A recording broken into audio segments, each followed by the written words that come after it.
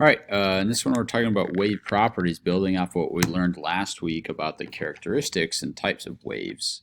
So we'll build off of that and move forward. So the ideal transverse wave, remember in a transverse wave, as it moves from left to right, the particles will move up and down, so we get this nice, what we call sine curve, also called sine waves. Not the most important idea, just building a little background knowledge here. Remember, if you need to, pause at any time in order to take the notes that needed. So wave properties, remember amplitude is the amount of vibration. So how much displacement does it have from the midline or its normal position? Crest is the high point, trough is the low point. Amplitude is the maximum distance that the particles vibrate. So if I'm at rest here, I vibrate up and then down. And as that happens, I start to vibrate up, and then I start to vibrate down, and I start to vibrate up, start to vibrate down, and that's what you see here is this nice sine wave that happens. So on your paper here, just go ahead and label, to pause the video really quick and label each of the pieces. And then I'm going to draw in just an arrow from each place. So using the pen, right here I have crest. Right there I have crest. Right here we have trough. Right here we have trough. And if I have a midline that cuts through kind of like this, then this right here is your amplitude, is that distance, and then this distance right here is also your amplitude. Okay? And you can repeat it there and there. So from here to here is your wavelength. I'm going to put WL. And same thing, you could do it from here to here, so forth. Crest to crest is maybe the easiest way to do it, though, so I'll move on from there. Okay? So that's a common transverse wave here, but when we have a longitudinal wave, it looks a little bit different, right? Because I get a compression and an expansion, which we call a rarefaction. And that corresponds to a crest, compression, crest, compression, crest, rarefaction, trough, rarefaction, trough. Okay? So we get compressions and rarefactions.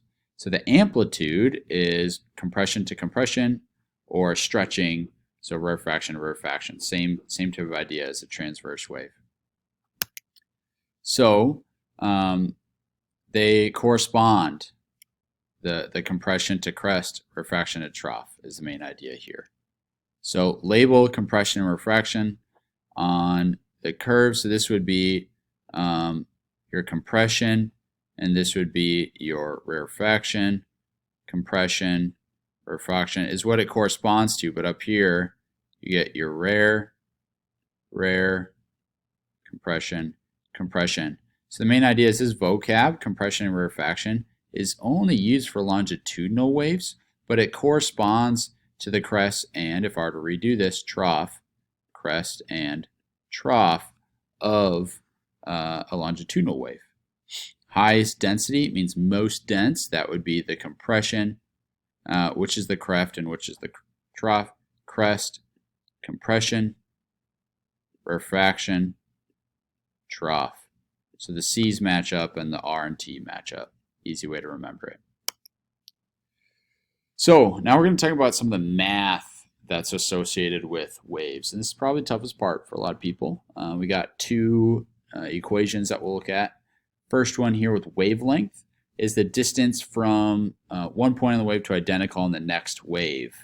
So this is represented by lambda. Lambda looks kind of like a wave itself. So that's the wavelength. So from here, from crest to crest, is one wavelength.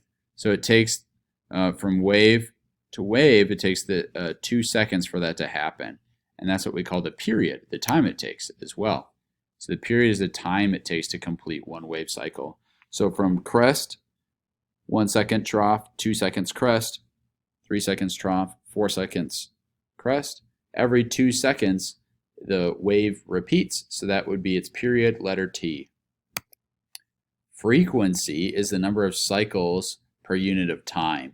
And for most of our waves, we're using seconds. Okay, seconds. So if the period is 2 seconds, 1 divided by 2 would give me 0.5. So every second, half of a wave passes is what that's telling me. frequencies measured in hertz, Hz. So assuming that the wavelength is x, okay, so I'm just going to write what it tells me. Wavelength is equal to x. Okay, what are the period and frequency?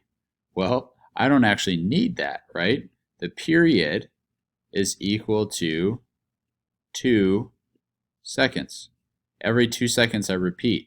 The frequency is what we'll see here is equal to 1 divided by period.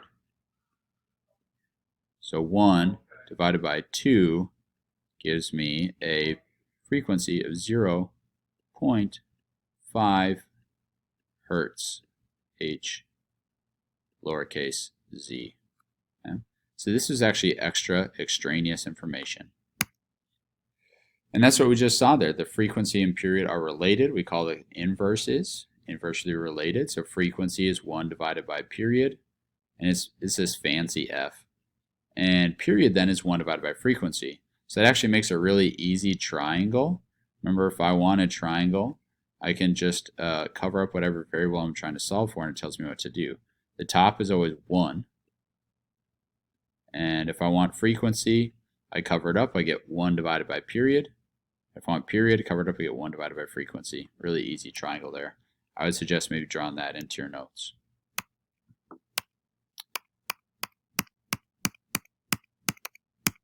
So I'm going to put this all out, and we'll talk about it here.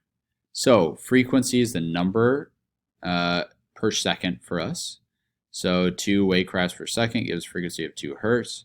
10 per second gives me a frequency of 10.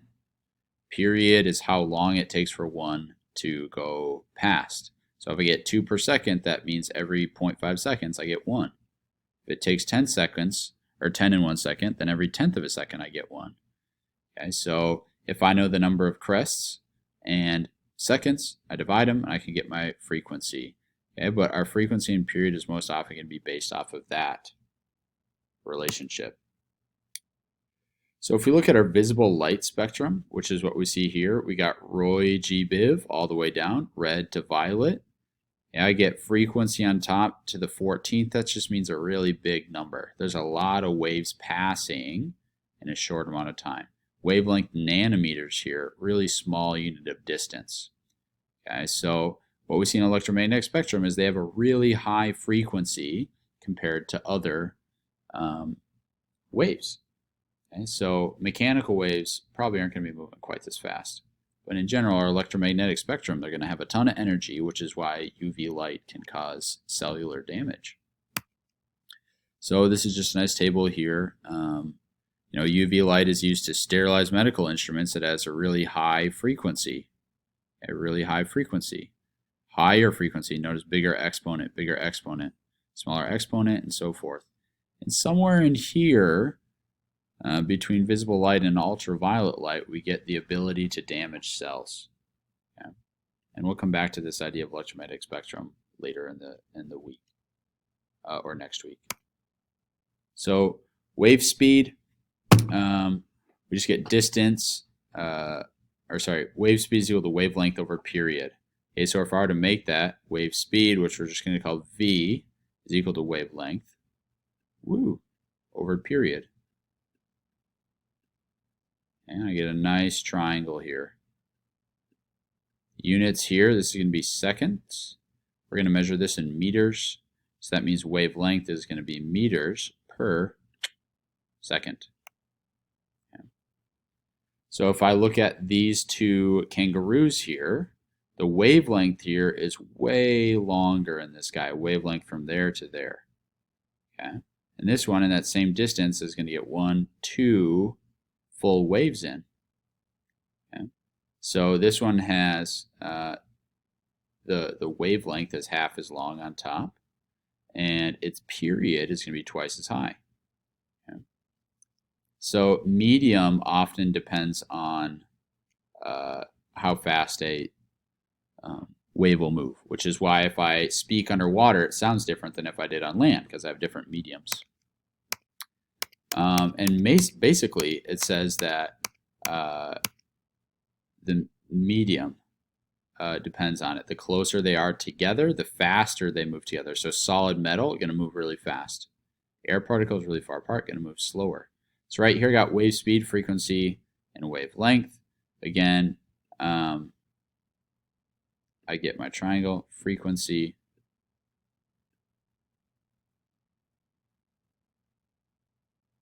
oh, this is a slightly different one from the previous page. There's two versions of this as well, and wave speed. So this is hertz. Oops, sorry. That one's not hertz. Our frequency is measured in hertz. Okay. Wave speed or velocity is meters per second, and wavelength is meters. Okay, so how fast are we moving with these things here? Frequency 400 hertz and wavelength there. Okay, so I want wave speed, that's V, I covered up, I get frequency times wavelength. Frequency times wavelength, I can plug it in, you get my final answer of 348 meters per second. So difference in wave speed is based off of our kinetic theory of matter. So depending on how particles are arranged is how fast or slow they move. Basically, gases are far apart, move more slowly. Solids closer together, move really fast. And that's what we see here. Okay, this is the same wave here, and no matter, electromagnetic light coming through space. I get, I have this, you can see the pattern here. And in gases, there's a little bit more matter, so it's going to move a little bit faster. Liquids, particles close together a little bit faster, and solids are close together, fastest yet. And that's what we see with light. Okay, so all light is at finite speed. The max speed it can go is 3 times 10 to the 8th power, or a lot of miles per second. Speed of light is what we call that. So it moves slower when it has to pass through air or water. And that's again what we see here, that it moves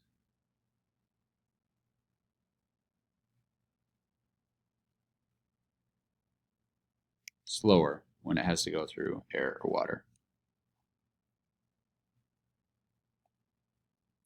Okay, well, that's it for today.